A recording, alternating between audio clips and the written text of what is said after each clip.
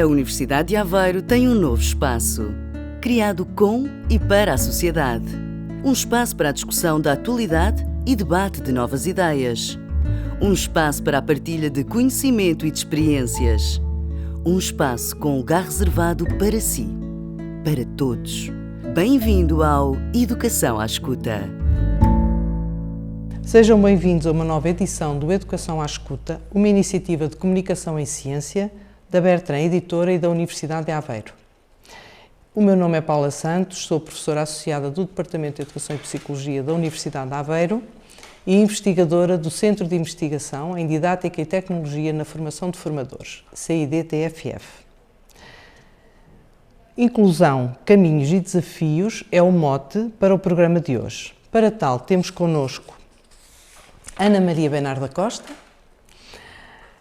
autora de um livro muito recentemente editado, Memórias de uma Educação Especial, do Modelo Médico à Educação Inclusiva.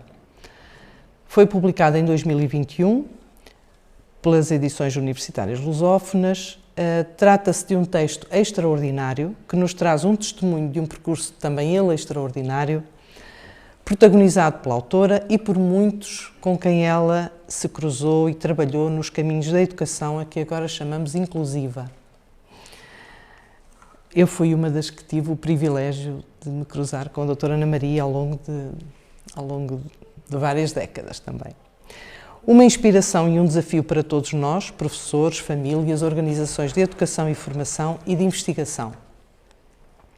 Com uma notável capacidade de análise e reflexão sobre a educação inclusiva e a qualidade em educação, Ana Maria iniciou nos anos 60, nos anos de 1960, quando era uma jovem professora de alemão num colégio privado de Lisboa, um movimento de inclusão de alunos com deficiência visual no início, mas que depois se alargou a todas as áreas de deficiência e a todos os níveis de ensino, num movimento que não mais parou até hoje.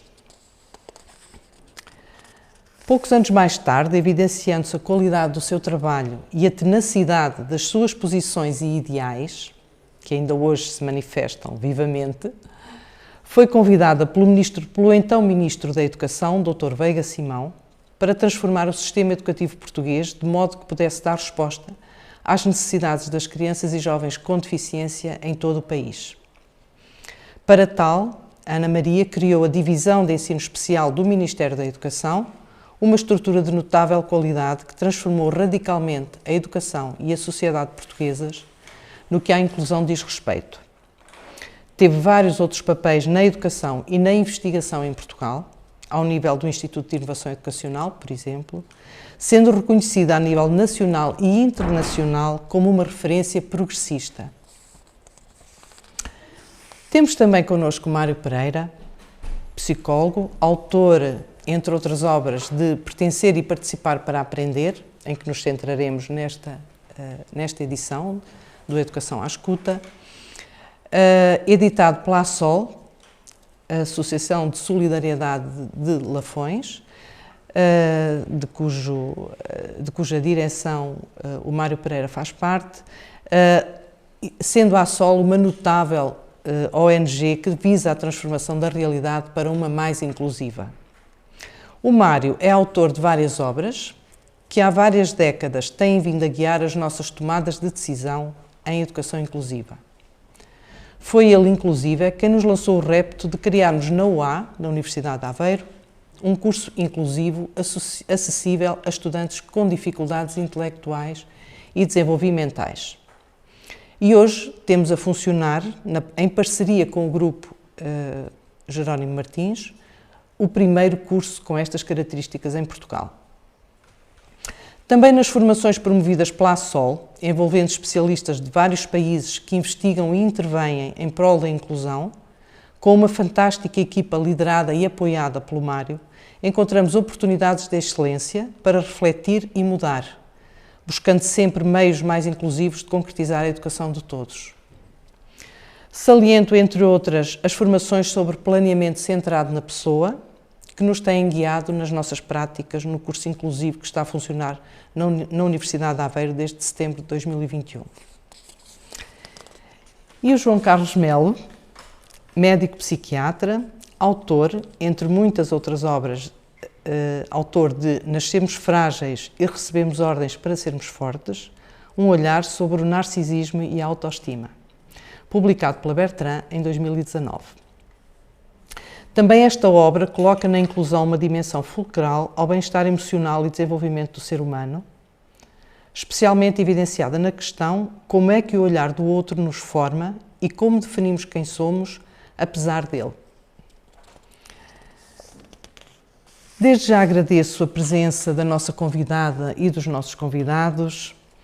Nesta conversa pretendemos clarificar algumas questões, nomeadamente do que falamos quando falamos de inclusão, o que queremos alcançar quando buscamos a inclusão, quando enfrentamos e até geramos desafios que nos impulsionam, nos fazem transformar as nossas atitudes e práticas.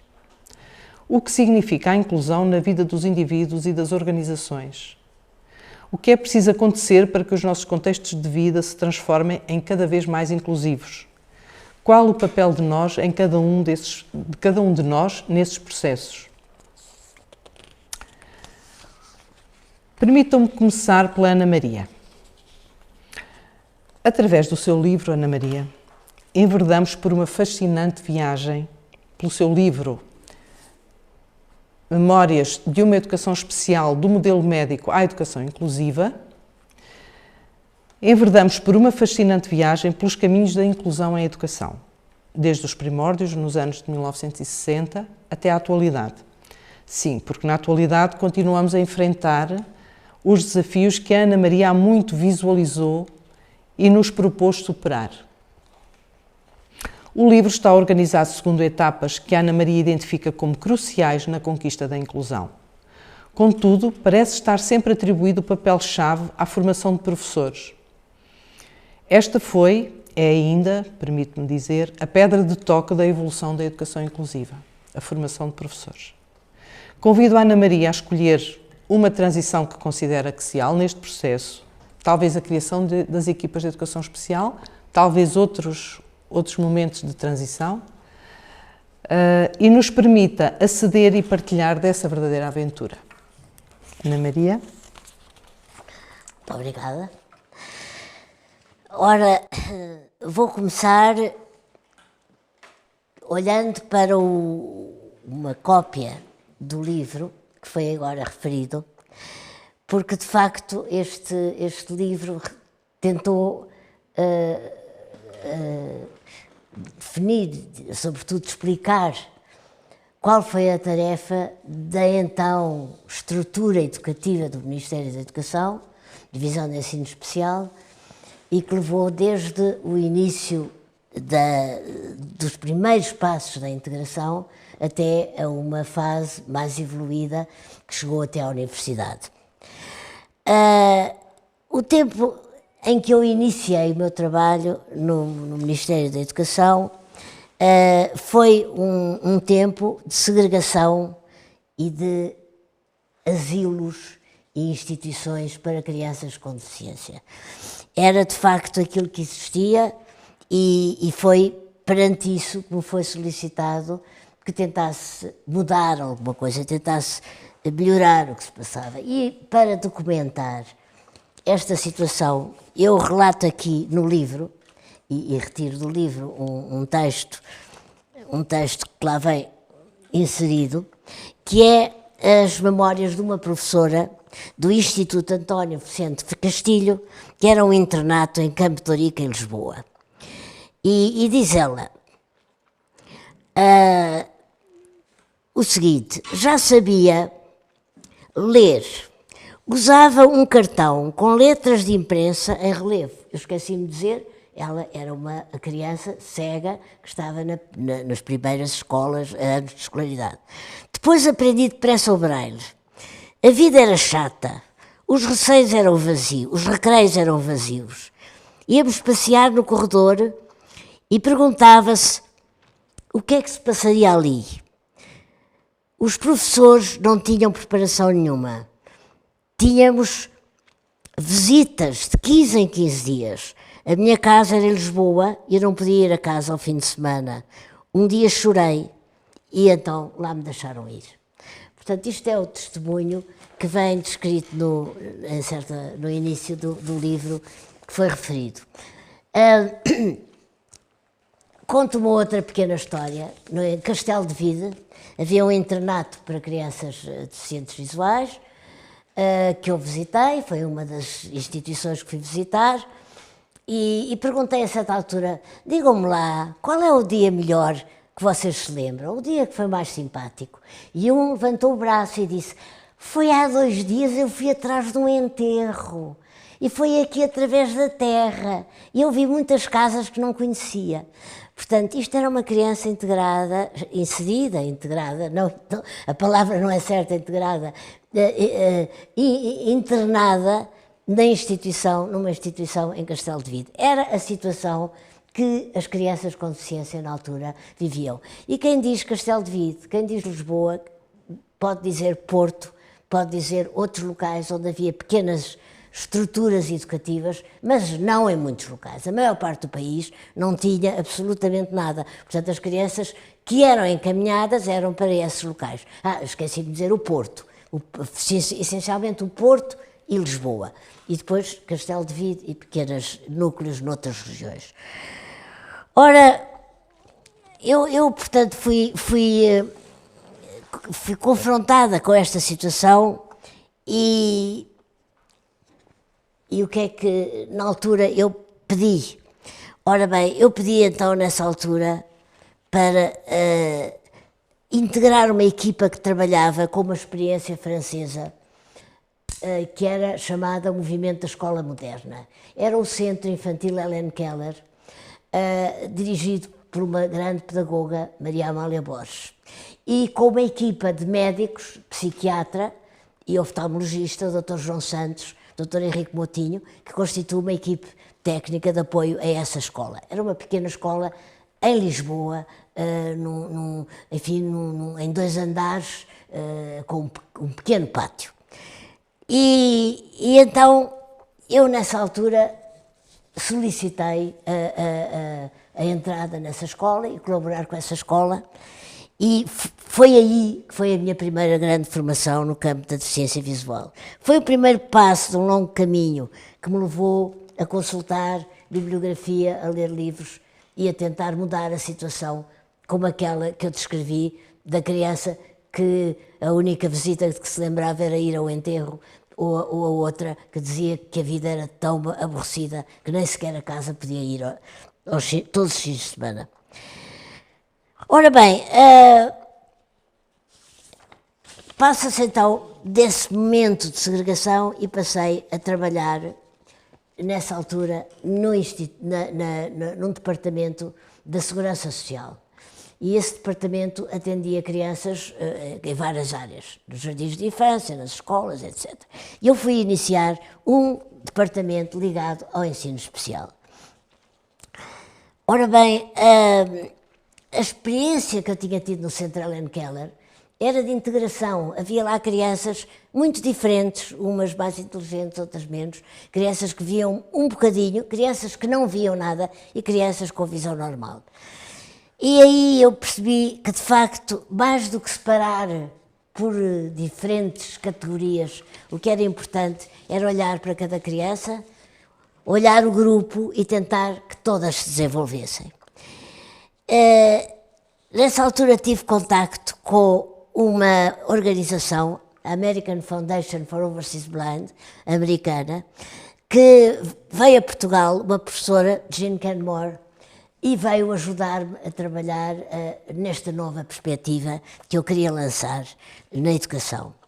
E com ela visitámos escolas, fomos a liceus, visitámos locais e lembro-me de ter ido a uma escola que tinha integrado uma criança cega num liceu e que estava já lendo braille e que foi chamada a ler o texto e a fazer os seus exercícios.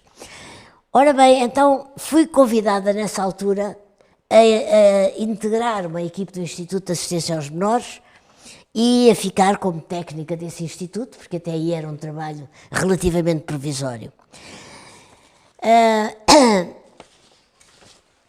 E foi o início de um longuíssimo processo que eu tentei descrever por este livro. Ora, o primeiro passo, eu pensei, é que tinha que haver colaboração. Como é que era possível mexer numa estrutura tão complicada como era a das crianças deficientes? De início, eu só estava preocupada com os deficientes visuais, mas depois tive que pensar em todos os casos de deficiência. Como é que era possível tentar criar sozinha, ou com 2 ou 3 colegas que viessem trabalhar comigo? E então pensei que era fundamental organizar equipas de professores. Era organizar equipas, lancei uma carta que mandei para tudo o que era a Direção Regional de Educação, ou acho que era o nome na altura, Direção Regional de Educação, que foi até aos locais mais próximos, dos concelhos, e dizia que gostaria de ter professores que quisessem trabalhar no ensino integrado, no ensino com crianças com deficiência. E aí se formou uma primeira equipa chamada Equipa de Educação Especial, que era uma equipa constituída por professores que iriam trabalhar junto de escolas. Eles não estavam nas escolas, estavam à parte da escola, mas iam junto das escolas, uma escola, outra escola que aparecia, ajudando as crianças a integrar-se nessas escolas. Ora, esses professores precisavam de ser formados. Portanto, o primeiro passo que se deu neste serviço foi um passo de formação. E para isso tivemos o apoio em Portugal precioso, quer daquela senhora que eu falei, a Jean Canmore, dos Estados Unidos, quer de muitos outros países que nos vieram ajudar. Havia organizações europeias, havia nos Estados Unidos vários grupos, e eu procurei contactar com eles dizendo: estou em Portugal, estamos a começar um novo caminho, venham ajudar-nos. E essa ajuda veio e foram começados a organizar os primeiros cursos de formação de professores. Ora, os professores formavam-se em equipas, as equipas eram regionais, em cada região havia crianças com deficiência que iam sendo integradas nas escolas e elas apoiavam nessa região as várias escolas onde as crianças estavam integradas. Ora bem, era preciso tratar da sua deslocação. Como é que elas se deslocam de terra em terra? Não têm carros próprios para isso. Então foram adquiridas carrinhas. Eu acho que foi das primeiras experiências de um serviço público que aceitou comprar Renault 4 para distribuir por professores. Quem guiava as carrinhas eram os professores, é evidente, devidamente encartados primeiro, e no seu Renault 4 tinham uma área em que tinham que atender variadíssimas escolas dentro dessa área. Iam de escola em escola, iam de classe em classe e davam apoio aos professores. Organizavam pequenos grupos, formavam pequenos cursos, distribuíam material e assim se foram fazendo as viagens. Fui muitas vezes saber o que se passava, procurar encontrá-las, e há uma história que me lembro que eu ia para longe, ia para Bragança, e perdi-me no caminho, quer dizer, ia sozinha, porque eu tinha também um Renault 4, que eu guiava, que também fazia parte dessa equipa de automóveis do Estado, mas eu guiava esse porque ia apoiar as professores, e que me perdi, e que eram tantas da manhã, e que havia assim uma pensão que eu encontrei aberta, e lá fiquei, pedi acolhimento nessa pensão e disse: olha, eu vou aqui apoiar uns professores que estão aqui nestas aldeias, eram as aldeias ao redor, a 20, a 30 quilómetros de distância. Bem, isto era só para contar que de facto foi assim um trabalho, eu diria pioneiro, semilouco, em que nós nos metemos. Ora, estas equipas, as professores eram formados na área de início, foi a área da deficiência visual, e pouco a pouco fomos alargando a outras áreas. É evidente que não havia só crianças com deficiência visual, percebemos que havia crianças surdas que não iam à escola, crianças com deficiência motora que se arrastavam sem cadeiras de rodas, dificilmente à escola ou até ficavam em casa, e crianças com deficiência mental. E durante os anos que se seguiram, eu agora vou falar rapidamente, como se isso fosse rápido, levou anos, houve uma progressão no sentido Primeiro, geográfica. Passámos de Lisboa para o país inteiro. Do continente para a Madeira, para os Açores. Aliás, tenho a dizer e a referir o extraordinário trabalho que houve na Madeira e nos Açores. Talvez por se sentirem mais isolados, estarem com menos apoio, a colaboração, o interesse, a dedicação dos professores nas ilhas foi absolutamente extraordinário. E, portanto, o apoio nas várias regiões do país e, a partir de certa altura, o apoio aos vários tipos de deficiência. Portanto, nós tínhamos começado com a deficiência visual, quando eu referi aquela professora da escola cega, que era uma professora que não podia ir a casa senão de vez em quando, era só cegos. A certa altura encontrámos-nos com crianças com deficiência visual, auditiva, motora e mental. A última a entrar foi a deficiência mental para estes projetos, porque nós achávamos que tudo era possível, mas as crianças tinham que ser inteligentes, tinham que ter uma inteligência normal. Não ouviram, havia técnicos para audição e então começámos o contacto com tudo o que era hospitais e médicos especialistas em várias áreas. Hospitais gerais, com o departamento de audiologia, o departamento físico, de desenvolvimento físico para os deficientes motores, os centros de paralisia cerebral que existiam na altura e havia também departamentos para deficientes mentais, que eram, na altura, unicamente escolas especiais, internados para deficientes mentais. Os deficientes mentais, na altura, foi o último grupo a ser integrado. Era aquele que se considerava o mais difícil. Não veem, mas podem perceber braille. Não ouvem, mas podem utilizar a língua gestual e, a certa altura, utilizar mesmo a percepção sonora através de aparelhos auditivos de audição. Não andavam, mas tinham cadeiras de rodas. Agora, quando não compreendiam, como é que uma criança destas é integrada numa classe normal? Ora bem, esse foi o grande desafio, foi o alargamento à deficiência mental que se passou nos vários pontos do país, em várias escolas. E entramos em contacto com as escolas especiais e começámos pouco a pouco a retirar crianças que estavam em escolas especiais e a colocá-los em escolas normais e a terem projetos especiais aí dentro. Apoiados também pelos professores da escola especial que continuavam a apoiá-los nas escolas regulares. Portanto, houve um progresso nesse sentido, aliás, progresso esse que já existia em muitos países europeus e nos Estados Unidos, e fomos fazendo cursos, fomos fazendo formação, e nesse campo foi uma ação enorme de formação que nós recebemos, sem as quais não teríamos sido capazes de ultrapassar as dificuldades, sobretudo ao nível da deficiência mental. Para além dos tipos de deficiência, havia as idades. Nós trabalhámos com crianças em idade escolar, mas a certa altura percebemos que antes da idade escolar tinha havido muita coisa a fazer que não se tinha feito. Antes da idade escolar tinha havido pais, e era preciso apoiar os pais, e era preciso apoiar os bebés, e era preciso apoiar as crianças pequeninas de 1 ano, 2 anos, 3 anos. Criou-se então um serviço de orientação domiciliária, porque é evidente que as crianças dessas idades não vinham para nenhuma escola. Então eram os professores que iam a casa. Criou-se o serviço de orientação domiciliária nos Açores, na Madeira, no continente. No Madeira foi um trabalho extraordinário que lá se fez, em que as educadoras iam a casa, falavam com os pais e iam ajudando os pais como é que podiam ir lidando com as crianças daquelas primeiras idades.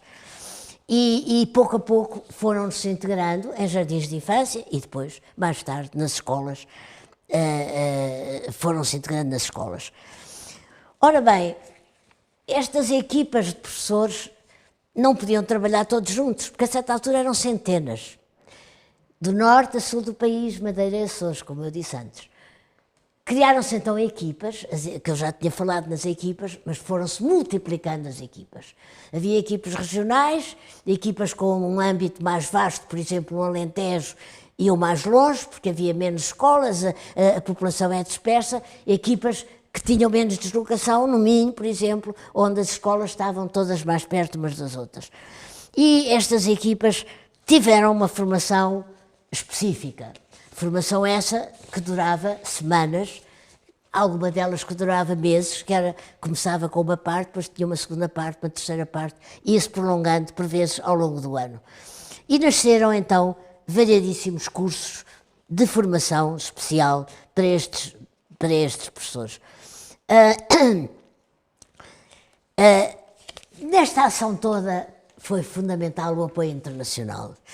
Jean Kenmore dos Estados Unidos, Mel Hansko de Inglaterra, Kurt Christensen da Suécia, muitos outros especialistas desses países que estavam muito mais avançados que nós e que nos vieram ajudar com a maior colaboração e o maior interesse. Por outro lado, foram criadas diversas visitas de estudo a esses locais mais avançados, onde íamos aprender o que é que eles estavam a fazer e que nós ainda não sabíamos, e houve esses variadíssimos trabalhos nos campos dos mais diversos. Eu, por exemplo, estive bastante tempo nos Estados Unidos, no estado de Seattle, em que tive uma aprendizagem extraordinária, porque havia muitas regiões muito isoladas, com crianças extremamente isoladas, e o trabalho junto dessas crianças, a quilómetros de distância de outras, era muito complicado. Portanto, eram outras estratégias que era preciso inventar. Portanto, em Seattle houve variedíssimas experiências extremamente interessantes, e na universidade também, e eu estive lá bastante tempo. Em Seattle eu tive uma bolsa de estudo para poder estar nos Estados Unidos meses, e estive lá meses e aprendi imenso, como nunca tinha aprendido até aí em muitíssimas situações. Para além de outros casos, havia um caso muito complexo, que eram os surdos cegos, que eram os multideficientes. Havia uns que tinham 2 ou 3 ou 4 deficiências, mas enfim, os surdos e cegos, a Helen Keller, a célebre Helen Keller. Como é que íamos educar as várias Helen Kellers? Não eram muitas, mas as Helen Kellers que existiam em Portugal. E então era todo um trabalho muito grande que foi feito com os professores que trabalhavam com os surdos. Aliás, com os surdos houve evoluções muito grandes, porque houve uma evolução oralista, em que se ensinavam os surdos a falar, mesa, com maior esforço eles diziam mesa, e a certa altura o que era importante era darem o sinal. Eu não sei, infelizmente devia saber, mas já me esqueci. Qual é o sinal de mesa? Imaginem que é assim. Aprenderam a língua gestual. Portanto, pouco a pouco a língua gestual foi substituindo a essa língua oral, que era completamente um esforço para as crianças surdas totais, claro, não era para crianças com alguma audição. Uma criança surda total, por vezes com pais surdos totais, em que em casa não havia palavras, não havia som, não havia conversas na televisão, nem na rádio. A língua oral era uma estranheza imensa. E então foi desenvolvida a certa altura, e a Associação de Surdos começou a lutar ferozmente pelo direito à língua gestual. Felizmente tenho uma filha, que é enfermeira, há muito tempo que deixou esse trabalho, há uns anos, mas que a certa altura se interessou imenso por isso, foi tirar o curso de língua gestual, e apaixonou-se pelo curso de língua gestual, tentou ensinar-me, porque eu já não me lembrava os sinais, alguns dos sinais, e ela passava a vida a usar os sinais da língua gestual, enfim. Hoje é enfermeira, hoje anda a vacinar a Covid-19, ainda está em centros de saúde. Portanto, foi uma outra perspectiva que foi dada, foi essa. Para além disso, outros aspectos e outros programas, um deles foi muito importante, que foi a transição para a vida ativa. E aqui entra o nosso amigo Mário, eles não eram sempre crianças, não é? Cresciam, 14, 15, 16, e o que é que iam fazer? Saíam da escola, iam continuar, iam para a universidade, nem pensar, muitos deles. Portanto, era preciso terem uma vida ativa. E mesmo durante a escola, havia muita coisa que eles poderiam fazer e em que poderiam entreter o seu tempo livre. E então começou um projeto em que o Mário esteve muito ligado, que foi o projeto de transição para a vida ativa, que era começarem a utilizar o seu tempo em trabalhos diretos de emprego, digamos assim, nas câmaras, na família, na localidade onde viviam, na oficina que havia lá perto, nos vários locais de trabalho, mas eu vou pedir depois ao Mário que comente um bocadinho isto que eu estou a dizer, que ele muito melhor do que eu, ele poderá falar sobre isso. Foi de facto esta transição para a vida ativa que foi uma coisa muito importante.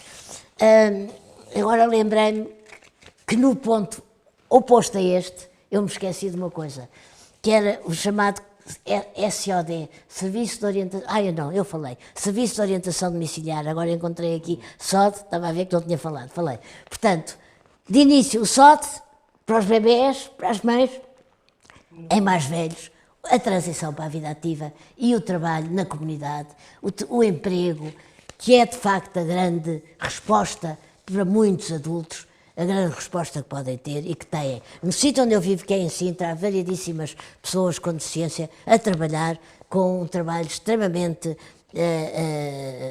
proveitoso e rentável, que ganham a sua vida muitíssimo bem em inúmeras atividades profissionais. A Câmara de Sintra teve um grande trabalho nesse sentido, em oficinas para onde trabalhavam e treinavam jovens deficientes as várias tarefas que tinham que fazer. Bem, já falei muito, se queria só acabar dizendo, tudo isto é acompanhado todo o tempo por formação. Eu diria, a raiz de tudo isto, se eu encontrasse uma palavra importante, eu diria formação. Formação, formação. E quem nos deu a formação? Portugueses, professores, médicos, engenheiros, terapeutas, colegas, professores, e estrangeiros, dos Estados Unidos, de Inglaterra, da Holanda, de França, alguns, não tanto, não estavam assim tão avançados como estes, mas também vieram cá franceses, e suecos. Os suecos tinham um desenvolvimento enorme em diversíssimos campos de integração, de linguagem, e que nos deram, tanto que se criou um acordo chamado Acordo Luso-Sueco no campo da educação especial, e que foi um acordo enorme. Eles deram-nos dinheiro, deram-nos formação, e fomos apoiados por inúmeras universidades que vinham cá e que os professores organizavam cursos. Por outro lado, houve de facto uma generosidade por parte do Ministério Português, do Ministério da Educação, porque de facto foram financiadas variedíssimas viagens a vários países estrangeiros, e eu fui uma das beneficiárias dela. Ora bem, foi uma vida plena que eu tive, foi uma sorte ter tido uma oportunidade de ter calhado nesta área, de ter feito dela a minha vocação, o meu trabalho, o meu interesse, e que me permitiu conhecer tantas pessoas. Os meus dois grandes amigos que aqui estão, a Paula e o Mário, são dois deles, mas há muitíssimos, e de ter tido a oportunidade de conhecer no país, em inúmeras situações diferentes, de conhecer bem o país, e de conhecer variedíssimos países e variedíssimos programas estrangeiros. Ora bem, eu tentei pôr isto, agora foi assim um bocado atrapalhado o que eu falei, mas tentei pôr isto um bocadinho mais organizado e fazer este livro. Isto foi quando eu me reformei. Porquê é que eu me reformei? Porque o professor Bartolo Paiva Campos, que me convidou para o último trabalho que eu tive, no Instituto de Inovação Educacional, me disse a certa altura que o Instituto ia fechar. E eu já tinha estado em vários sítios. Bem, um dos sítios onde eu estive, fui posta na rua, porque o argumento foi: eles querem uma jovem diligente do PSD no seu lugar. E eu nessa altura fui despedida do serviço onde estava. E quando fui despedida desse serviço, comuniquei com alguns colegas meus, estrangeiros, e eles pediram-me para ir orientar uns cursos que estavam a organizar, portanto não fiquei propriamente parada, mas saí. E a certa altura o professor Bartolo Paiva Campos soube que eu estava desempregada e disse-me se eu queria trabalhar para aquele instituto. Foi um dos locais onde eu fui mais feliz, foi lá. Um local extraordinário de trabalho, de desenvolvimento, de cooperação. Foi espantoso aquele instituto. E a certa altura acabou-se. Houve um ministro que achou que aquilo não fazia falta e acabou. E eu disse então, vou para casa, tratar da minha casa e dos meus netos, e afinal não tratei só disso porque resolvi fazer este livro. Muito obrigada. Muito obrigada, Ana Maria. E ainda bem que fez este livro, que nos orienta e que nos inspira e que nos apoia no percurso que é um livro perfeitamente atual e que de facto é um instrumento de trabalho atualíssimo. E eu agora passava a palavra ao Mário e também eu deixava ao Mário a oportunidade de, eventualmente, centrando-se no livro, também num livro recente do Mário, Pertencer e Participar para Aprender, que foi editado pela ASOL, pela ONG onde o Mário exerce atualmente e há muito tempo a sua função também, e que com este livro ele oferece-nos uma valiosa oportunidade de analisar os processos que estão no cerne da inclusão. O livro, e ligando agora com as histórias que a doutora Ana Maria nos contou agora, o livro várias vezes se interseta com este percurso que a doutora Ana Maria nos relatou, nomeadamente ele resultou das práticas do CRI, do Centro de Recursos para a Inclusão, que se constituiu ou se constituíram neste país como apoio para as escolas regulares onde estão incluídas as crianças com necessidades especiais, crianças e jovens. Nele, a ASOL propõe uma lista de verificação da inclusão, operacionalizando o conceito de inclusão, integrando 3 secções, cada uma com indicadores observáveis, e isso é muito importante, porque torna-se de facto uma ferramenta de trabalho utilíssima para quem trabalha a inclusão em educação. E essas secções são a inclusão, o planeamento centrado no aluno e o reconhecimento dos direitos do aluno. Mário, eu deixava-te à vontade para falar dos desafios que tens vindo a superar, que no fundo, tu ao superares os desafios que abraças, tens-nos, a nós todos, oferecido oportunidades de também nós próprios nos envolvermos em desafios e de nos desenvolvermos e crescermos como professores, como investigadores. Pronto, deixava-te à vontade para tu selecionares momentos-chave, o que tu quiseres partilhar connosco. Um dos momentos-chave e das coisas que mais importância teve na minha vida foi quando, se quiser, já tinha 20 e poucos anos, não é? Comecei a trabalhar nestas coisas, encontrei esta senhora, portanto, que já era, digamos, a referência para todos nós que estávamos a começar na altura. E, de facto, esta ideia da inclusão, não é?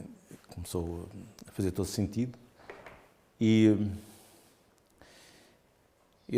pronto, eu na altura, costumo dizer que na altura era psicólogo, porque depois, entretanto, tornei-me psicólogo não praticante, mas na altura ainda fazia avaliações e testes de avaliação e trabalhava numa escola especial que era boa, né? Porque todos os dias nós tínhamos que limitar as visitas que lá chegavam, porque toda a gente lá queria ir ver, porque era uma coisa boa.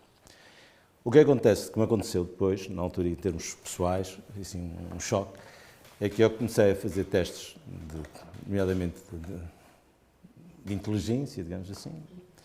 Eu diria assim, era bom que já não se usassem, mas ainda se usam hoje os mesmos. E comecei a perceber, e a dar conta disso, que nós estávamos a receber, quando começámos com cursos de formação profissional nos anos de 1986, quando começaram os primeiros dinheiros da União Europeia, começámos a criar cursos de formação profissional e começámos a receber jovens que nunca tinham andado na escola especial, com limitações várias, né? E também jovens que tinham limitações. E naquela altura tive um choque, que foi basicamente este. Eu comecei a fazer testes e comecei a ter jovens que vinham de fora, com 14 anos, para os cursos de formação profissional. Na altura podíamos começar com 14, agora só com 18. E o meu maior choque foi perceber que havia jovens que tinham resultados de QI mais baixos que alguns que nós tínhamos na escola especial, mas que tinham aprendizagens, que tinham feito a escola sem nenhum apoio e tinham mais aprendizagens académicas do que alguns que tinham feito a escola toda na escola especial, e em termos sociais as competências não se comparavam. E aquilo foi assim, um choque, assim, alguma coisa aqui está errado. Se jovens como nós capacidades conseguem aprender mais numa escola numa escola regular má, né, do que numa escola especial boa, é porque as escolas especiais não são boas, quer dizer, não podem ser. Portanto, tem alguma coisa de errado. E uma das coisas que conseguimos fazer nessa altura, passado pouco tempo, foi conseguir fechar a escola especial. Foi assim das primeiras que fechou, assim, por decisão própria, né? E entregámos ao Ministério da Educação, de facto, os professores, os técnicos que tínhamos, os auxiliares que tínhamos, para essa malta toda poder voltar para a escola regular, né? E isso, de facto, foi um sucesso, né? E a partir daí sempre achei que isso era claramente a melhor solução para todos, né? Para toda a gente. E pronto, depois, entretanto, a vida evoluiu e de facto, pronto, com a mudança para outros territórios, nomeadamente para o trabalho agora em Alvear de Frades, onde criámos uma coisa a partir do nada, não havia sequer escola especial, não havia nada, e o processo foi levar para a escola crianças e jovens que estavam fora da escola, e que tudo tinham estado sempre, né? E isso também se conseguiu nesta lógica, digamos, de envolvimento das escolas, e de facto isso veio-se a mostrar que são, veio tudo a mostrar que são coisas que não são possíveis, mas boas e boas para todos. Portanto, e essa é depois a questão. Este processo foi evoluindo, digamos, depois, obviamente, entrou aqui depois os problemas da transição, como é que se põe, que consegue que as pessoas passem da escola para o mercado de trabalho e que estas pessoas depois, e estes processos de transição são questões essenciais. Isto levou-nos a determinada altura, porque depois, a determinada altura, começou-nos a faltar a doutora Ana Maria, quer dizer, que era alguém que trazia esta formação, que trazia cá os peritos todos, que trazia cá a informação toda, começou-nos a faltar e nós ficamos um bocado desamparados, quer dizer, aqui de facto. E a determinada altura começamos a sentir necessidade de refletir sobre o nosso trabalho, né? E o que é que nós andámos a fazer? E foi aí que surgiu esta ideia de fazermos um livro, e surgiu para nós, isto é uma outra coisa, não surgiu sequer, surgiu numa perspectiva muito egoísta, de refletirmos sobre o nosso trabalho. Isto é, nós chegamos também à conclusão que nós, enquanto centro de recursos, que apoiamos as escolas, temos naturalmente uma grande influência sobre as escolas. Isto é, temos que ter, né? Porque se nós, na ASOL, sempre olhamos para o centro de recursos como alguém que acrescenta valor às escolas e não apenas um fornecedor de mão de obra, quer dizer, não é apenas, portanto, temos que ajudar as escolas a construir uma estratégia de integração. Mas a determinada altura nós próprios estávamos orientados. Porque isto tudo começou a ser difícil, depois no Ministério começaram a faltar as orientações, começou a faltar a dinâmica, começou a faltar a formação para as escolas, começou a faltar tudo. Quer dizer, portanto, os nossos próprios técnicos, psicólogos, terapeutas que iam para as escolas, também começaram a ser confrontados com coisas muito diversas, quer dizer, e com muitas dificuldades. E era uma coisa muito engraçada que toda a gente pedia quando podia para passar para outras unidades, porque era de facto um bocado frustrante aquele trabalho. E em 2015, 2016, começámos a pensar assim, vamos pensar sobre isto. O que é que nós vamos fazer? Porque é que nós queremos fazer? O que é isto aqui, né? E foi daí que começamos, pronto, a reunir informação, a pensar, andamos um ano nisto e tal. E isto foi importante para nós porque permitiu-nos também, sobretudo, consciencializar o nosso trabalho, ganhar consciência do que estávamos a fazer, ganhar consciência de qual era o nosso papel também nisto. E isto tem vários efeitos engraçados, independentemente do livro e da divulgação que pode ter. A nossa equipa começou a estar muito menos frustrada com isto, e o facto de nós sabermos melhor o que é que queríamos e o que é que queríamos mesmo, qual era o objetivo do nosso trabalho, mesmo que não o conseguíamos fazer, a gente sabia o que queria. Isto levou também a que começássemos a conseguir fazer coisas nas escolas que antes não conseguíamos. Isto mesmo quase naturalmente. Neste processo, uma das coisas que surgiu, que era a pergunta, é assim, está bem, fala-se muito da escola inclusiva, né? E há montes de coisas escritas sobre a escola inclusiva, mas o que é um aluno incluído? O que é que ele faz? Né? Como é que eu sei se um aluno está incluído? Isto é um problema engraçado. Né? Porque a gente diz, a escola é muito inclusiva, se faz, não sei o quê, se recebe o aluno, se faz isto, se faz aquilo, e há montes de textos e manuais e livros sobre isto. Mas aí disse, está bem, mas agora Mas o que é que eu faço com uma escola inclusiva? Não posso fazer quase nada, quer dizer, não é isso, não posso incluir uma escola, mas posso incluir um aluno. Agora então vamos tentar ver como é que um aluno está incluído. Né? E foi isso que nós tentamos fazer com esta lista de verificação, quer dizer, arranjamos uns quantos indicadores, isto a partir também isto associa-se também aos problemas da qualidade e da discussão sobre a qualidade dos serviços sociais e o que é qualidade e indicadores de qualidade, e aí conseguimos encontrar uma listagem de indicadores que nos dizem se o aluno está incluído. E vai chegar a coisas que são engraçadas, que é, por exemplo, sei lá, assim de repente lembro indicadores possíveis. O aluno consegue, para um aluno com uma deficiência mental muito grave, o aluno consegue estar sentado dentro da aula sem perturbar os outros. Não é? Até o aluno, que pode ser um autista de alto rendimento, que consegue acompanhar as turmas. E, portanto, temos uma escala em que isto tudo. Agora, se o aluno come sozinho no refeitório, o aluno consegue carregar o cartão, o aluno identifica os funcionários, o aluno identifica os professores, o aluno identifica as salas, e são tudo coisas que na prática são os currículos que os outros alunos aprendem sozinhos, não é? Mas que estes às vezes vêm e ensina. Não é? E isto para nós tornou-se muito importante porque é um instrumento que está-se a tornar a ganhar importância, porque estamos a usá-lo para a avaliação.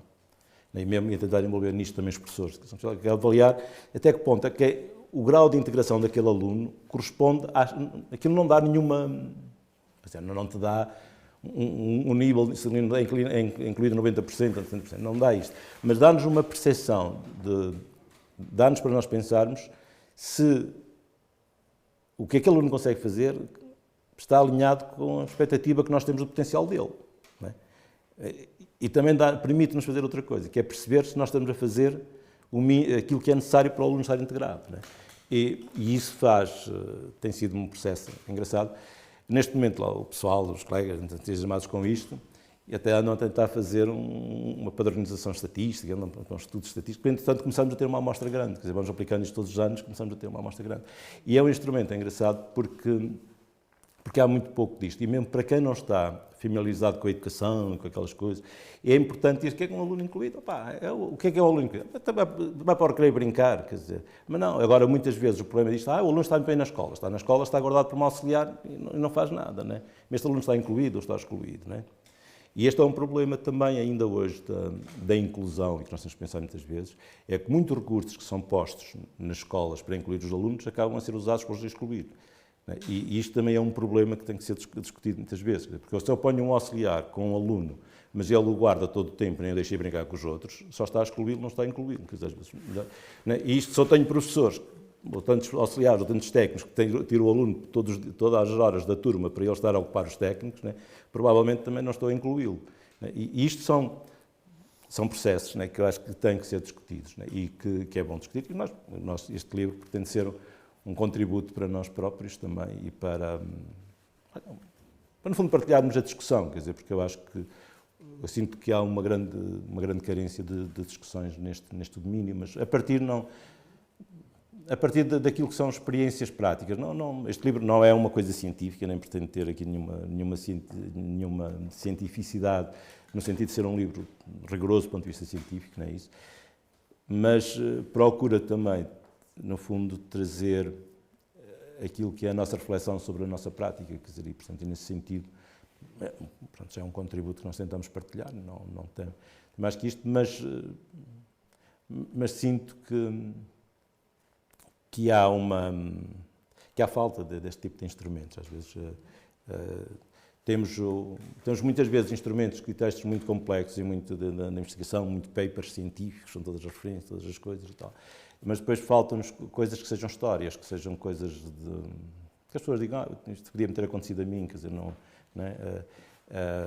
E é isto que nós pretendemos fazer.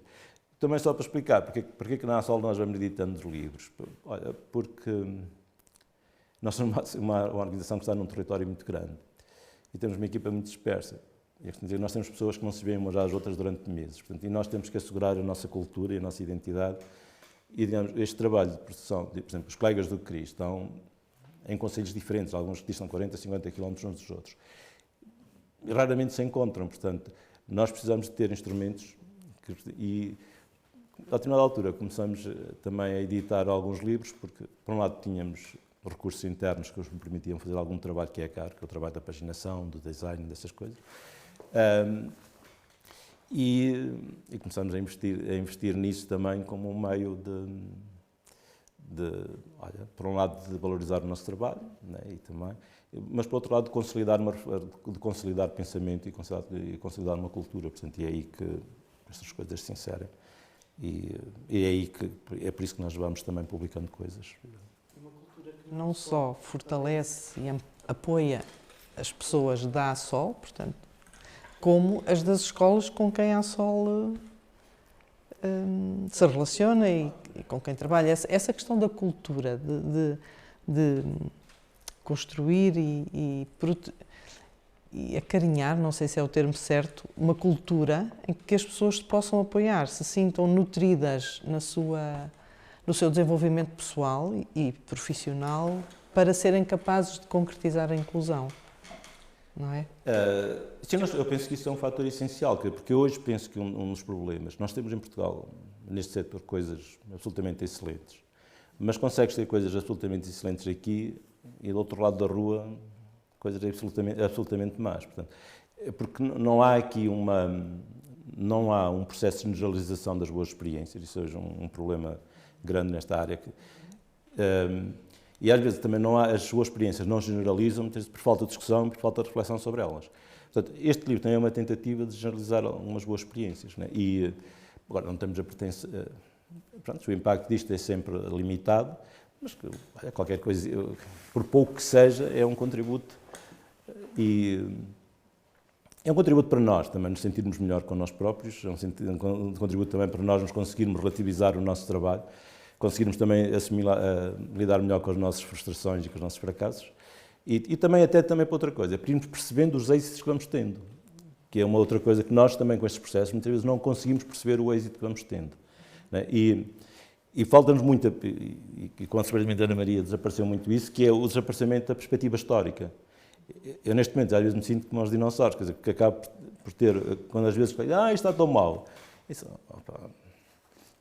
já não sabes como é que foi. Agora, isto já é um bocado a mesma. É um exemplo paralelo a isto, mas é um bocado similar. No outro dia, lá na minha terra, na Assembleia Municipal, está-se a discutir o problema da iluminação pública, né? Que eu acho que defendo a ideia que em muitos sítios é completamente absurda a quantidade de energia que se gasta em iluminar espaços à noite, que ninguém usa, que ninguém lá passa, mas, quer dizer, eu dizia assim, isto é mesmo próprio de quem ainda nasceu. Eu não sei se eu nasci sem eletricidade, né? Portanto, ainda tenho esta necessidade, né, de investir. E eu acho que é também uma questão cultural, né, de nós conseguirmos partilhar isto, quer dizer, e perceber e adaptar-nos. Portanto, existe esta evolução, existe também esta discussão. E é um contributo, pensamos que é modesto, mas pronto, à nossa escala, olha, é o que nós conseguimos fazer, porque a inclusão também é uma coisa que nunca acaba, né? E é engraçado, porque as pessoas que começam a ter mais sucesso são as que acham que ainda estão mais atrás, porque sentem que podem ir mais à frente. Muitas vezes encontramos pessoas que estão a fazer coisas horrorosas, que acham que estão muito à frente, porque nem têm a noção de onde estão, né? Mas as pessoas que estão a fazer coisas melhores e têm mais consciência, normalmente têm consciência que podiam estar mais à frente e são normalmente as mais insatisfeitas, que é engraçado também, né? O que é uma coisa curiosa. Mas é este contributo que nós tentamos dar e que partilhamos aqui com... Este livro está disponível no nosso site, quem quiser dar à Sol, isto não é fácil vender estes livros, a gente não tem distribuição comercial, também não teria grande sucesso, mas pronto, vão andando por aí. E nós agradecemos imenso. Tenho uma coisa para acrescentar, que é importante. Gostaria de acrescentar um ponto que é importante, é que este livro, de que se falou, teve a colaboração enorme de dois colegas meus, o professor Francisco Ramos Leitão e o Manuel Fonseca, que colaboraram com ele e que me ajudaram, e está isso no livro, mas de qualquer maneira eu gostaria de dizer isso. Ana Maria. Ok? Não. Muito bem. Muito bem. Eu virava-me agora para o João Carlos e e permitia-me citar o professor Coimbra de Matos, quando no prefácio sobre o seu livro,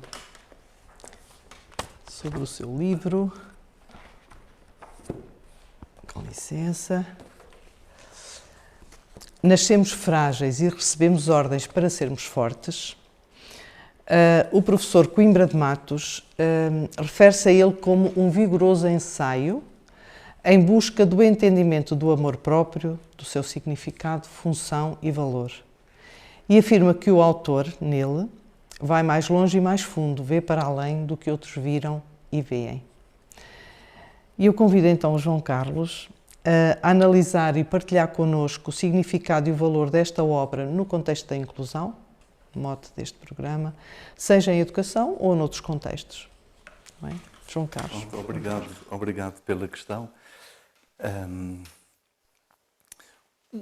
Eu acho que o ponto em comum das duas áreas talvez se pudesse considerar a autoestima. As crianças que depois crescem, de que falaram, enfim, tiveram o grande azar na vida de, por causa das deficiências de que foram vítimas, isso contribuir para uma baixa autoestima. Não digo todas, mas muitas, infelizmente. E a autoestima começa a construir-se, na minha opinião, antes das pessoas nascerem. A perspectiva, o investimento afetivo que um pai e uma mãe têm numa determinada altura, em relação ao filho que vai nascer, já começa a determinar o que é que essa pessoa vai ser em termos de autoconfiança, por exemplo. Porque é muito diferente um pai e uma mãe pensarem e sentirem e agirem em conformidade com isso da seguinte forma. O bebé que nascer vai ser o mais bonito, o mais inteligente, não interessa aqui o valor do QI, nem se vai ser Miss Portugal, não interessa, mas vai ser uma pessoa especial para mim, aos meus olhos, pai e mãe, vai ser a pessoa mais importante do mundo. E pronto, este bebé ainda nem sequer foi concebido, ainda nem sequer nasceu, mas quando nascer vai ser investido desta afetividade específica, que se chama narcísica, enfim, que tem a ver com a autoestima. Isto é muito diferente de um pai e uma mãe com uma baixa autoestima e que, precisamente por causa disso, tudo o que é deles não tem valor. O meu corpo não tem valor porque é meu, a minha inteligência não é importante, os outros é que são mais inteligentes porque é meu, e pronto, os filhos que nascerem de mim também não têm grande valor. E isto passa para a criança, para o bebé, para a criança e por aí fora. A Paula falava ao princípio de como é que nós nos formamos. Nós formamos um pouco também assim. A imagem que vamos construindo de nós próprios começa por ser a imagem que nos é devolvida. Se o nosso pai e a nossa mãe olham para nós com orgulho, com satisfação e com aquele sentimento de que tu vais conseguir, tu és bom, tu tens qualidade, a pessoa, o bebé, a criança, acredita nisso. Porque é como se a criança não soubesse, mesmo desde muito pequenina, como se não soubesse como é que é, como se passasse por um corredor com uma série de espelhos daqueles que te formam, e pronto, a gente vai andando por aí e não sabe se é bonito, se é feio, se é gordo, se é magro, mas aquilo que nos devolvem contribui para precisamente a ideia que vamos criando de nós próprios e, portanto, depois a autoestima que se vai construindo, portanto, a partir daí. E depois todas as experiências que vamos tendo na vida vão contribuindo para isso. Uma das experiências mais negativas que existem, fazendo aqui uma ponte para as escolas, eu já nem chego a falar nas crianças com deficiências ou com deficiências mais profundas, porque essas podem ser vítimas de alguns miúdos, outros alunos cruéis. Podem ser, realmente, mas por vezes não são propriamente maltratadas, porque estão no outro nível. Ou seja, por muito que se tente incluí-los, estão no outro nível. O problema maior são os miúdos iguais aos outros, mas que, ou porque têm óculos, ou porque são gordos, ou porque são magros, seja pelo que for, são bodes expiatórios e depois vão ser vítimas de bullying. Eu vejo pessoas com 20, 30, 40, 50, 60, 70 anos que ainda hoje sofrem por causa do bullying que sofreram nas escolas. E isto é um problema muito grave, na minha opinião, porque por muito boa autoestima que a pessoa tenha construído, com base no que foi acontecendo na sua educação, no investimento dos pais, de outras pessoas, etc., em épocas críticas da vida, na entrada para a escola, mudanças de ciclos e tudo isso, enfim, depois a adolescência e por aí fora, essas experiências de bullying podem ser devastadoras. E eu continuo sem perceber hoje em dia porque é que ainda há bullying. Porque, não liguem muito ao que eu vou dizer agora, isto é uma maneira de falar. Eu não percebo porque é que continua a haver bullying. Porque é que se permite que continue a haver bullying e porque é que se permite que continue a haver violência doméstica, por exemplo. Não percebo. Porque se, por exemplo, isto é uma maneira de falar, se, por exemplo, houvesse uma lei, isto seria num país utópico, uma lei que dissesse assim, os diretores dos agrupamentos, como se chama agora, que houvesse um caso de bullying na sua escola, fossem suspensos durante 3 anos, esse diretor ia fazer tudo para que não houvesse bullying. Sabe-se que há bullying, sabe-se, toda a gente sabe, toda a gente sabe. O problema maior também é aquilo que a gente vê às vezes nas redes sociais. Isto agora é esta coisa hoje em dia, tudo bullying, tudo esqueça. No meu tempo também havia, não se chamava, era bullying. Quer dizer, como se isto fosse assim uma coisa normal de acontecer, não é? E, portanto, isto é mais uma situação que contribui muito para funcionar como uma ferida à nossa autoestima. E, portanto, enfim, fazendo uma outra ponte para o livro, para esse aspecto que falou, entre a autoestima e o narcisismo, vou dizer só rapidamente. A ideia geral que as pessoas têm sobre o narcisismo é que há indivíduos narcísicos e outros que não são. Narcísicos são aqueles arrogantes, vaidosos, que diminuem os outros, que querem ser o centro das atenções. E, portanto, quem é isto é narcísico, quem não é isto não é. Na verdade, não é assim. Na verdade, o que acontece é o funcionamento narcísico é uma dimensão do nosso funcionamento mental, tal como temos um funcionamento digestivo, respiratório, temos um funcionamento narcísico. Pode ser mais saudável ou menos saudável. Mais saudável é quando a nossa autoestima é suficiente, suficientemente boa, digamos assim, e face feridas na autoestima, críticas, situações negativas, a pessoa consegue adaptar-se o melhor possível, recorrendo a formas de adaptação, como compensar com outras características suas, aproximar-se de pessoas que valorizem mais a autoestima, em vez de perpetuar aquele ciclo de buscar e encontrar e relacionar-se com pessoas que as maltratem, que é uma coisa automática, não é? Mas depois há uma outra forma não saudável, que é quando a autoestima é muito baixa ou é muito ferida, e pode ser muito ferida por causa de uma deficiência, de uma malformação, etc., a nossa mente reage com mecanismos de compensação que visam restaurar a autoestima lesada ou fazer melhorar a autoestima que está baixa. E que mecanismos são esses? Há 2 grandes grupos. Um é a pessoa esconder-se, apresenta sentimentos de inferioridade, não quer ser o centro das atenções e faz tudo, nem que seja anular-se, nem que seja conformar-se às opiniões dos outros, para não ser criticada. A autoestima está ali muito frágil, essa fragilidade à flor da pele, e a pessoa faz tudo para que não seja mais ferida.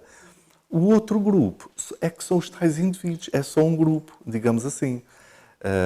é um narcisismo maligno, às vezes, em que a autoestima desses indivíduos é baixíssima.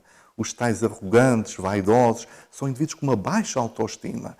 O que é que eles fazem? Têm uma carapaça, digamos assim, têm competências intelectuais, por exemplo, capacidade para exercer poder sobre os outros, para influenciar, para ter ascendente sobre os outros, e o que é que fazem? Diminuem, atacam os outros nos seus pontos fracos, usam o poder para ser o centro das atenções.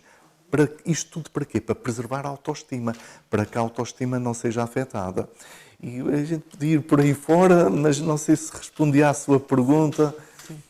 Sim, porque são processos absolutamente cruciais quando se pensa numa escola que pretendemos inclusiva, não é? Como é que se gerem estes processos? Como é que... Respeitar cada pessoa na sua individualidade, na sua especificidade e, portanto, o reconhecimento, reconhecer uma pessoa nas suas especificidades é realmente o mais importante. Eu tenho, por acaso, tenho visto ultimamente, por exemplo, no último ano letivo, eu participo num Conselho Geral de um agrupamento de escolas, represento a universidade nele, e eu considero que é um agrupamento, uma direção de agrupamento, e o Conselho Geral está muito preocupado com esta questão, por exemplo, do bullying. E eu acho que eles estão genuinamente interessados em resolver e estão bastante conscientes da importância do papel dos indivíduos deles próprios, portanto, cada um deles, que é o professor disto, o professor daquilo, o diretor, portanto, dos papéis individuais, mas também da importância da organização, do modo como a organização está organizada, passa a redundância, e funciona. Pronto. Não sei, eu sinto... ao lado, conheci também muito bem um outro agrupamento, também aqui do Distrito de Aveiro, em que havia uma posição diametralmente oposta. em que a organização escola sentia que isso não era um assunto seu, não era um assunto da responsabilidade, a não ser que acontecesse dentro da turma.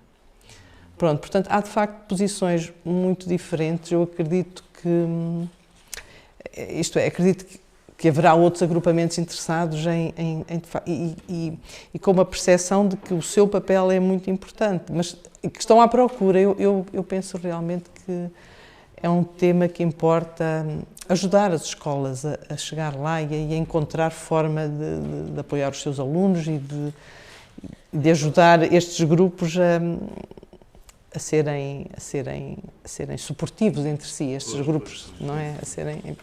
Sim, Mário, sim. Não, o João pôs uma questão que é a questão do bullying e até a relação disto com a relação à deficiência.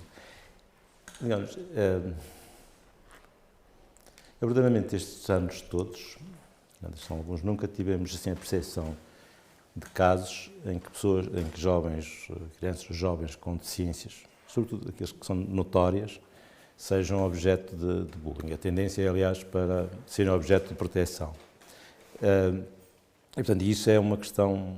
Essa questão nunca tivemos. É evidente que há os que são muitas vezes vítimas de bullying, que são aqueles miúdos com os borderliners, indo para os céus, aqueles miúdos com deficiências intelectuais ligeiras, né, que muitas vezes depois não compreendem completamente as situações, que depois se envolvem em problemas com os outros, que pronto, rapidamente criam... E às vezes esses passam mal nas escolas, né? Mas também resolvem depressa, vão-se embora e aquela coisa. Mas isso, a sensação que há, da percepção que nós temos em relação, com centenas de casos que todos os anos vamos seguindo, não temos temos completamente a noção de que não há um bullying específico em relação à deficiência. Quer dizer, e isso também é uma coisa que muitas vezes se diz contra a integração, é que as crianças podem ser maltratadas. Aquilo que é a experiência é que as crianças com deficiência são, em geral, muito bem tratadas pelos outros colegas. Isso em todos os níveis de ensino. Não é o problema, não há nenhum problema aí. E esse também é um dos mitos que às vezes é usado contra a integração. Eu gostava de dizer uma coisa que tem a ver ainda com a integração e com o sucesso, quer dizer, com o efeito da inclusão e da integração nas escolas. E nós temos estudado aqui no livro, mas nós somos numa região que tem os concelhos de Oliveira de Frades, Bozela, São Pedro do Sul, Castro Daire e Castro Daire, né? Em que o rendimento per capita é basicamente menos de metade do concelho de Oeiras. Né? Mas em 2017 e 2016, né, quando havia rankings, né, a média dos rankings das nossas escolas dava a posição de 360, ao nível do 9º ano. A média no concelho de Oeiras, né, que tem o dobro, mais que o dobro do rendimento per capita, era 514. Portanto, as nossas escolas, e das zonas rurais, interiores, em Compais, que a maior parte, se calhar metade dos pais não têm o 9º ano, né? As nossas escolas, que incluem todos os alunos, né? E que aceitam todo tipo de alunos, a posição média das escolas, que eram as escolas de Oliveira de Frades, Bozela, de Tondela, de Castro Daire, de São Pedro do Sul, dava uma média de 360 no ranking. E portanto, do Concelho de Oeiras davam 514. E o que mostra o quê? Que, de facto, dizem-me assim, qual é o efeito que está aqui? As crianças que não portam-se melhor. Não sei. Os professores são os mesmos, os currículos são os mesmos, os edifícios escolares são os mesmos.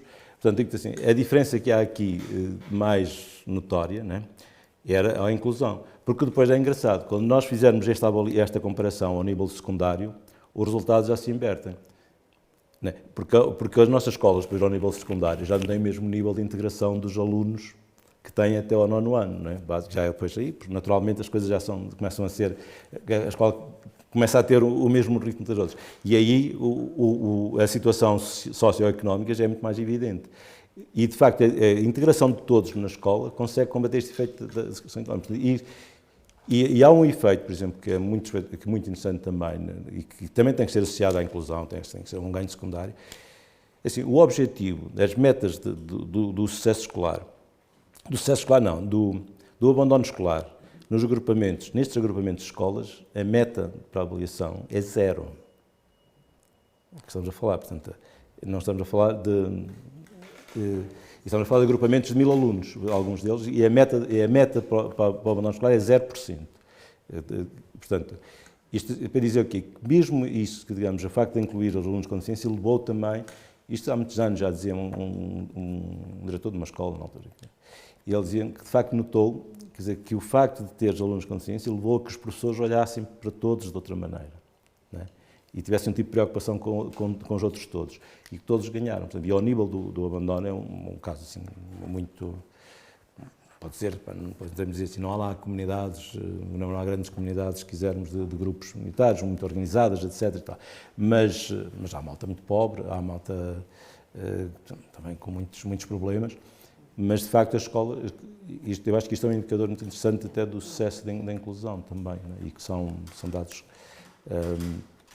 que me parecem... Portanto, eu costumo dizer que os casos de abandono escolar que nestas escolas não são casos sociais, são casos clínicos. Porque têm uma explicação... A explicação é uma explicação pessoal, quer dizer, às vezes há um miúdo que abandonou, ou porque a família se desagregou completamente, ou porque pode ter tido casos, como às vezes acontecem, casos de miúdos no secundário que começam a desenvolver surtos psicóticos e durante um ano saem da escola, ou às vezes meses, etc. Mas essa explicação de todos estes casos é normalmente uma explicação muito pessoal, quer dizer, muito concreta. E isto, penso que não posso deixar também de dizer, embora dizem-me assim, mas não há nada que prove isto. A verdade é que também não há nada que prove o discurso contrário. Assim, os meus dados podem dizer assim, estes dados são maus, mas agora assim, os dados que usam contra isto não são melhores do ponto de vista científico, quer dizer, nem sequer da evidência empírica. E, portanto, isso também era uma coisa que eu acho que tem sido sobre quando nós falamos dos ganhos da escola. Não sei se... Eu gostava de dizer uma coisa, Mário, em relação ao o que tu nos estás a dizer. Quando afirmas, consideras que, pelo menos até ao 9º ano, portanto, que é a fase em que a inclusão é mais intensa, digamos assim, nas escolas regulares, consideras que dificilmente se encontram situações de bullying ou de... São as pessoas com deficiência, aos miúdos com deficiência. Sobre os miúdos com deficiência, não me parece. E tu estás-te a situar em que região? Também naquelas que conheço, quer dizer, são pelo menos 8 agrupamentos. Onde tu intervens? Não, mas estou a falar da região, assim, agora, Mas eu gostaria de acrescentar Agora, todo assim, o eu digo conhecimento assim, com os onde há, deficientes. agora Não há- assim, não há caso de... agora, onde há inclusão, quer dizer, agora digo assim, há escolas em que os miúdos não são incluídos, são lá postos. Né? E é que ninguém depois trata de os incluir, quer dizer, né? E que não há o mínimo cuidado com eles. Os miúdos são lá postos e depois são abandonados, mas isso são, não, aí já estamos, aí, estamos a falar de, opa, não, já não digo, as nossas as escolas que nós temos não são particularmente, opa, não são, quer dizer, não são particularmente especiais em coisa nenhuma, quer dizer, né? Mas o facto de terem uma preocupação razoável com este grupo tem um efeito multiplicador. Né? Agora, se me dizem assim, mas a escola tal, em que os miúdos, e depois começamos a olhar, depois vamos analisar o resto, quer dizer, né? Depois, assim, depois já são outras coisas. Não é? Era isso exatamente que eu queria focar, exatamente, portanto, de que tipo de inclusão estamos a... Ou melhor, de que tipo não, inclusão só há um tipo, que é a inclusão que nós sabemos. Não é só há um tipo, há diferentes níveis, mas ou falamos de inclusão ou falamos de não inclusão, não é? Pronto, agora, salientando... Há um texto de um professor, deste professor Barrena, que ele diz uma coisa engraçada, que é dizer assim, a igualização é uma função do Estado, que é criar condições e oportunidades iguais para todos, não é uma condição do Estado. Agora diz assim, mas a inclusão é uma tarefa dos profissionais. Isto não é o Estado que inclui, quer dizer, que é cada pessoa, cada professor, cada auxiliar, cada psicólogo, cada terapeuta, tem esse esforço. Ele diz mais, que é o empowerment das pessoas, não é? O empoderamento das pessoas com deficiência, ele refere no caso das deficiências. E a inclusão delas na comunidade, nas escolas, é um processo, é uma responsabilidade dos profissionais. O que nós muitas vezes continuamos a dizer que isso é uma responsabilidade do Estado, não é? Mas não é. Aí é uma responsabilidade já de cada um, não é? E de quem está aqui. Ele diz isso muito claramente e achei muita graça a isso, porque ele diz, é a responsabilidade do Estado criar condições para que todos tenham as mesmas oportunidades, criar leis, criar apoios, é esse o Estado. Agora, com aquele jovem, com aquela criança, conseguir que ele tenha uma participação eficaz numa turma, já não é responsabilidade do Estado, de cada um que trabalha com ele. Muito bom. Isso é uma coisa... Muito bem, Mário, é mesmo isso. Não sei se querem... Ok. Muito obrigada. Antes de terminar, se mais nenhum dos meus convidados gostaria de acrescentar algo. Então diz. Há bocadinho a professora, há bocadinho a Ana Maria, são muitos anos a chamar doutora Ana Maria, há bocadinho a Ana Maria fez-te um repto, digamos assim, na área da transição para a vida ativa, que eu penso que também seria interessante tu falares um pouco do trabalho que se desenvolve. Nessa área, as pessoas têm que ser, todos os alunos têm que ser apoiados neste processo de transição e começarem a aprender coisas fora da escola. Porque, infelizmente, a escola não tem condições para ensinar algumas coisas. E há coisas que não se podem aprender dentro da escola. Não podes aprender... É um bocado como a mesma coisa. Só podes incluir os jovens dentro da escola se eles lá estiverem. Primeiro tem que lá estar. E por isso é que nós damos o título a este livro de pertencer. Primeiro, assim, depois estás, né? Uma coisa é estar, né? Outra coisa é pertencer e depois a outra é participar. Né? Mas pronto, são os vários níveis de termos da integração para a inclusão. Agora, este processo de ajuda passa muito, e nós temos usado muito recurso, sempre à utilização de empresas, empregadores, estágios na comunidade, etc. Portanto, tem sido um fator também em que, de facto, depois muitas vezes estes jovens conseguem ter um sucesso que na escola já nem têm. Não é? E, portanto, isto também acaba por ser um efeito na relação à autoestima, e etc. E tal, que é também essencial, e é também essencial para a aprendizagem. Não é? Porque um dos problemas, um amigo que a Ana Maria conhece muito bem, o pessoal da Brown, diz muitas vezes, quer dizer, de facto, nós olharmos para o que acontece aos alunos quando saem da escola, não é? Às vezes, se obrigarmos a pensar o que é que nós temos andado a fazer, não é? E, portanto, temos que os preparar para sair, não é? E ensiná-los. E sobre isso. Agora, eu acho que há um problema muito complicado quando nós trabalhamos a inclusão. É assim, nunca sabes o que é bem feito. Quer dizer, nunca sabes o que está certo, não é? Mas tens que fazer. Não é? E também nunca podes fazer com base em regulamentos. Tens sempre que fazer com base em valores. E depende das crianças.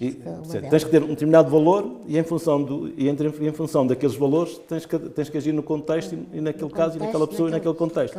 E nunca podes não há um procedimento para incluir ninguém. Claro. E esta é uma coisa que às vezes as pessoas andam à procura. Como é que se faz a integração? Não sei. Tens que acreditar nela e fazendo. Não há procedimentos, quer dizer, e portanto esta é uma coisa que na área social, na nossa área do apoio às pessoas com deficiência, não há na inclusão, não há nos adultos, não há procedimentos que por si certo definam que estar a fazer a coisa certa, não é? Eu costumo dizer que esse é um dos nossos maiores dramas agora na cidade. Eu posso fazer uma coisa muito certa, que hoje é muito certa para esta pessoa, neste momento, e a mesma coisa feita daqui a meia hora pode ser um desastre. Não é? E a mesma coisa feita com... um exemplo que eu digo, um exemplo assim relativamente simples do nosso cotidiano. Uma situação relativamente simples, de às vezes dar um beijo a uma pessoa, não é? Pode ser um ato muito bom, não é?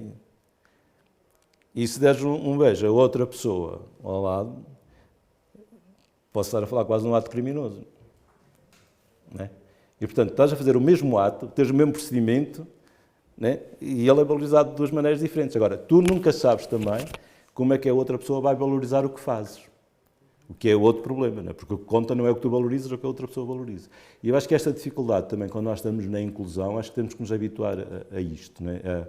A esta ideia de orientar-nos pelos valores. Né? Aliás, encontra-se muita coisa, já tenho encontrado também disto, situações bastante más, do ponto de vista prático, mas do ponto de vista dos procedimentos são todos cumpridos. Os papéis são todos assinados, não é? Mas isto é quase como aqueles casamentos. Se assinar um casamento, depois cada um continua a viver a sua vida. Aqueles ali também. Assinam, o papel está assinado, mas foi só foi o que foi feito, foi a assinatura do procedimento. Não é? E isso não traz ganho nenhum para nada. E, portanto, essa é uma das dificuldades que eu acho que é interessante nós termos consciência disso, porque muitas vezes tem outras coisas. Uma das coisas que as pessoas pedem ainda muito é procedimentos. Quer dizer, como é que o psicólogo vai para a escola fazer? Havia de haver um procedimento definido. E o terapeuta da fala também devia ter um procedimento. E o outro técnico também devia ter um procedimento para fazer. Quer dizer, e eu acho que esta é a conversa que nós não podemos ter. Como os professores de educação especial, há uma coisa... Não há. A conversa tem que ser um bocado ao contrário. Tens que ter valores, tens de saber... Aliás, acho que nós quando falamos disto, falamos sempre de como fazer, como, quando e o que é, se quisermos, não é? Depois esquecemos de falar de duas outras perguntas que eu acho que são as fundamentais, que é para quem é que nós fazemos e porquê é que fazemos. Não é? E estas é que tens que responder, as outras vêm para o rastro. Não sei. Muito bem. Também, completamente. Acho que sim, colocaste o ponto também, Mário. Muito bem. Antes de terminar, e agradecendo muito as intervenções dos meus convidados, que nos ajudam, de facto, a colocar numa outra perspectiva as questões da inclusão e o papel de todos nós e das organizações. Mas antes de terminar, eu gostava de deixar ainda algumas sugestões de leitura para o próximo mês, nomeadamente do João Carlos, e temos aqui Reféns das Próprias Emoções, em que o João Carlos Melo nos propõe um olhar mais humano, mais externo e mais esclarecido sobre as pessoas com personalidade borderline, e Uma Luz na Noite Escura, em que o João Carlos Melo nos fala da solidão e da capacidade para estar só, dando-nos a conhecer casos de experiências de isolamento sob matizes variadas, quer de figuras heroicas, quer de pessoas anónimas, introvertidas e extrovertidas, alegres e tristes, enérgicas e calmas, mais fortes ou mais frágeis do ponto de vista psicológico, solitárias ou sociáveis. Queria também recomendando o livro da Ana Maria Bernarda Costa, que continua a ser uma referência para todos os que trabalham em inclusão e educação. Recomendo vivamente, enquanto uma enorme mais-valia neste processo em que todos estamos envolvidos. E, para além do pertencer e participar para aprender, do Mário Pereira, também este mais recente, também do Mário, Dúvidas, Dilemas e Inquietações quando cuidamos de pessoas. Está bem? E pronto, assim chegamos ao final desta conversa. Agradeço a todos os convidados desta edição do Educação à Escuta e a todos os que nos acompanharam nesta jornada. Podem rever todas as edições do Educação à Escuta em vídeo nos canais da Bertrand Editora e no website do programa Educação à Escuta, ou optar pelo formato áudio disponível em todas as plataformas de podcast. Despedimos-nos até daqui a um mês, com um novo e, queremos, interessante tema, novos convidados e, como sempre, um outro moderador. Em nome da Universidade de Aveiro e da Bertrand Editora, muito obrigada.